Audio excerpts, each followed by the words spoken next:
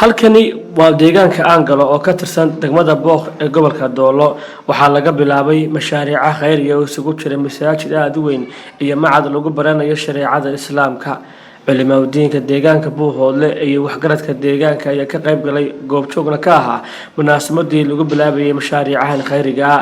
bulshada deegaankan ayaa ugu horeyn halkan ka hadlay dhinaca kale halkan waxaa ka hadlay qaar ka mid ah culimada deegaanka Buuhoodle oo bulshada islaamka ugu baaqay laga soo qayb galo mashaariicahan khayriga waa masaajidkii beedkii Ilaahay iyo macad iyo malcaamadii waxaana isku tashatay magaalada Aangalo iyo dad khayriya oo dalka gudihiisa iyo dibadiisaba jooga Ilaahayna aan lagu weydiinano waxay la bixeen inuu miisaanka xasanaadka ugu daro kana jayseeyo maalinta Ilaahay loo baahan yahay raalli ahaanshihiisa inuu kaga raalli ahaado aan Ilaahay u weydiinano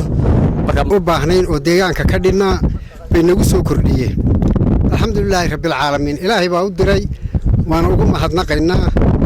waxaanu leenahay inta kalena nagala soo qayb gasho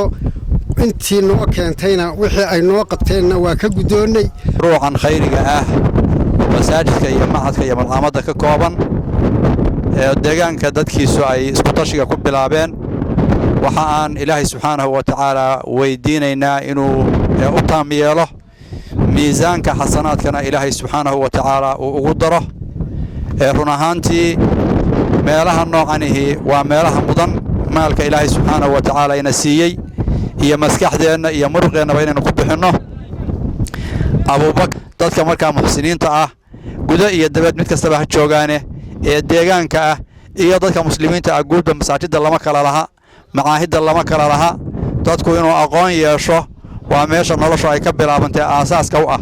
Ilaahay subxaanahu wa ta'ala inaynu isagana caabudno adduunkana wax ka qabanno oo raadayno waa labada maqsad ee aynu koonka u joogno khayriya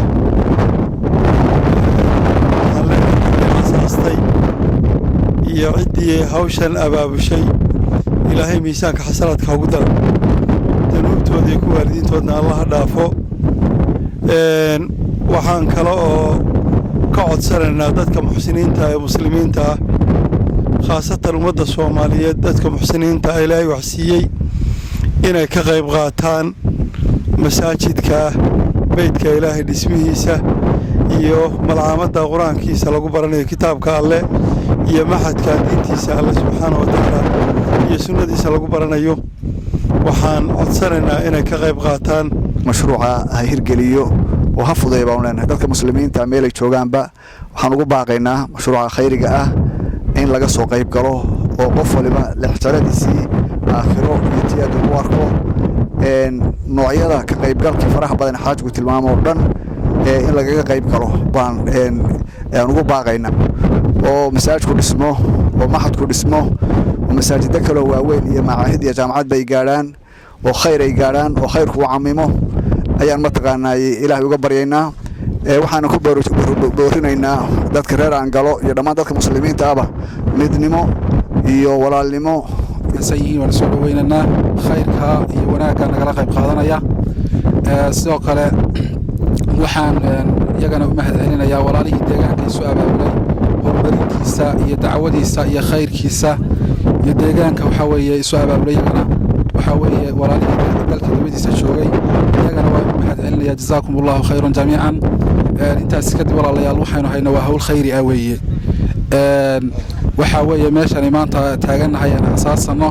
waa dhulka Ilaahay dhulkii ugu qiimaha badnaa nabigeena salawaatullaahi wa salaamu alayhi wa kilaha ahabul ardi ila Allah masaajiduha dhulka rugni diineed oo aanu raalli ka nahay oo magaalada tan Aangalo wixii ku soo kordhinaya wax qabad waanu soo dhaweynaa waana raalli baanu ka nahay aad iyo aad baanu soo dhaweynaa waxaan u baahanahay wax qabada diin ku saabsan ama maadi ku saabsan waxaanu diyaar u nahay inaanu soo dhaweyno inaanu ka shaqeyno inaanu wax la qabanno halka kan waxa weeye deegaanka yagii wax subxaanahu wa ta'ala baynu mahadcelinaynaa nicamkiisa faraha badan ee inoo galay dadka muslimiinta meel ay joogaanba waxaan leenahay waxaanu joognaa centerkii Aangalo aad arkaysaan halkan masaajid maanta taasiisiisa laga bilaabay iyo madaraso iyo maxad ama markiisba waxaana dadka muslimiinta meelay joogaanba ka soo qayb qaata waa guryaha ilaahay ka mid oo la dhisayo darasadii quraanka lagu dhiganayay iyo maxadkii